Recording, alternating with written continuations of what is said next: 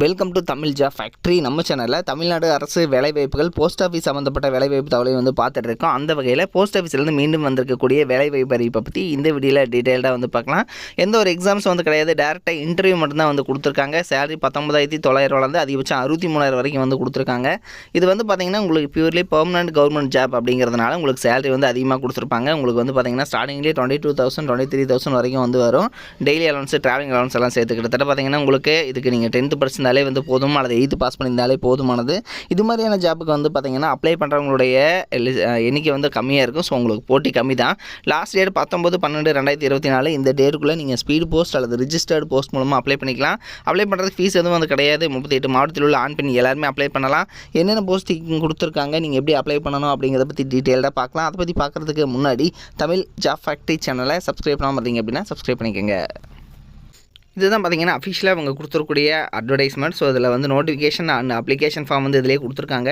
இந்த அப்ளிகேஷன் ஃபார்மில் ரைட் சைடில் உங்களுடைய பாஸ்போர்ட் சைஸ் ஃபோட்டோ, இந்த இடத்துல உங்களோட நேம் கேபிட்டல் லெட்டரில், Aadhaar card number, father name, அதே மாதிரி உங்களுடைய ப்ரெசென்ட் அட்ரஸ் என்ன, உங்களுடைய date of birth, age, community எல்லாம் கேட்டிருக்காங்க.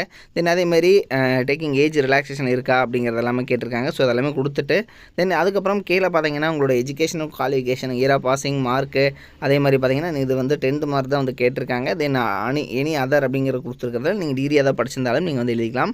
தென் இதில் லைசன்ஸ் நம்பர், அதே மாதிரி பார்த்தீங்கன்னா உங்களுக்கான இஷ்யூ டேட் என்ன அப்படிங்கிறது எல்லாமே கொடுத்துருக்காங்க. எக்ஸ்பீரியன்ஸ் இருந்துச்சுன்னா நீங்கள் எழுதலாம், இல்லைனா நீங்கள் டேஷ் போட்டுக்கலாம். டிரைவருக்கான எக்ஸ்பீரியன்ஸ் கேட்டிருக்காங்க.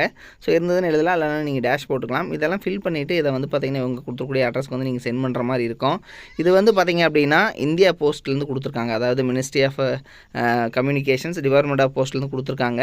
இது பார்த்தீங்கன்னா உங்களுக்கு பார்த்தீங்கன்னா டோட்டலாக ஸ்டாஃப் கார் டிரைவர் அப்படிங்கிற கேட்டகரியில் போஸ்டிங் இருக்குது. 19,900 63,200 வரைக்கும் சேலரி இருக்குது. உங்களுக்கு பார்த்தீங்கன்னா 19,900 ப்ளஸ் பார்த்தீங்கன்னா அலவன்ஸ் எல்லாம் சேர்த்து கிட்டத்தட்ட 23,000 24,000 பக்கமாக கிடைக்கும்.